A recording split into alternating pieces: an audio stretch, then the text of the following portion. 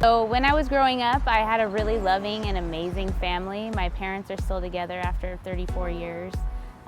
So they've always been providers for us. They've always tried to keep us safe in our environment. And before I started to seek things, like I had hit this bottom in my life where I started to harm myself, like with objects, and my parents found like a mark on my body.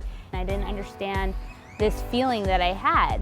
So with that, I started that journey with going to high school, and I was always feeling a little off, like always feeling, like I said, that void.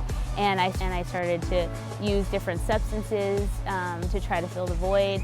And as soon as I started that, I felt like something had changed. You know, I felt like I didn't have to be so self-aware, I didn't have to be so self-conscious, or, you know, I felt like I could conquer anything when I put substances in my body. As time went on, the relationship with my family we grew apart, distant, and it started to harm our relationship continuously, and to a point where they didn't allow me in their home, they didn't want to speak with me, they totally cut me off. Literally could not stop using substances to make myself feel different. So it led me to not having a home, not having an address, not having any income.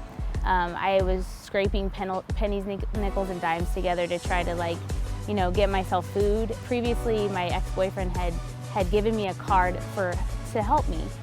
He gave me a card for this place called Sobriety Works in Santa Cruz, and it was supposed to help me get my life back together completely.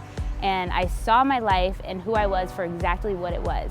There was no more denial. There was no more anything that could ever, like, stir me in the other direction. It was just, that was what it was, that was who I was, and I was not proud of it. So at that moment, I prayed. And that was the first time I'd prayed in I don't even know how long. And I said, God, if you're there, please just help me. And I called that number. I saw that card on the ground of the vehicle. I called the number, and in that conversation, it was so powerful in and of itself, because in that conversation was when I realized at that moment that I needed help. So I began to seek help from others, and I built this support group, and I continued to pray to my higher power, and like in that, I began to have this courage to continue to move forward, even on the days that were extremely hard and difficult, and I wanted to give up. And I can't even count how many times I wanted to give up in the last 5 years. I mean, it's been multiple times. Honestly, the thing that kept me going is that desire to be a woman of integrity, and that desire to be the best woman that I could possibly be in my life, you know. And I wanted to mend my relationship with my family, and I wanted to learn how to live a different life. When I first changed my life, I didn't think that it had anything to do with my body, like physically. I didn't know that I had to take care of myself. I didn't know how to, like, eat well and exercise, and I didn't know that that was a really important part of being healthy. And so in the beginning, it was just kind of, I don't know, I just hit the ground running, you know, and I kind of learned as I went. I had $10 in my pocket, and I was like, what am I gonna do? And I built a business. I built a cleaning business from zero, from scratch. I had enough money to buy some supplies, and I just set out and I tried to find clients, and now 5 years later, my business is extremely successful for what it is, and, you know, and so with that, there's different stages, and as time went on, I just began to have different goals. And so about 2 years ago is when I decided I'm not happy with my physical body. Like, I don't feel good.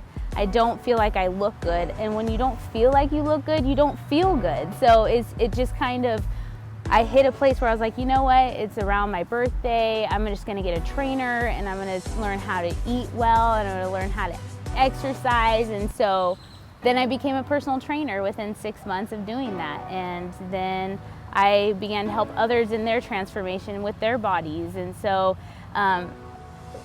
it's amazing, because to me, I feel like there's no lid on my life.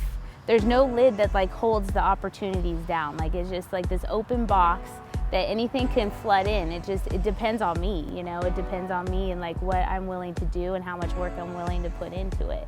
So As I go, I just learn a little bit more about myself, and then as I go, of course I fall sometimes. I set back sometimes. Like, obviously I have hard days, and so it's just human nature, but that desire to be the best woman I could be is still there.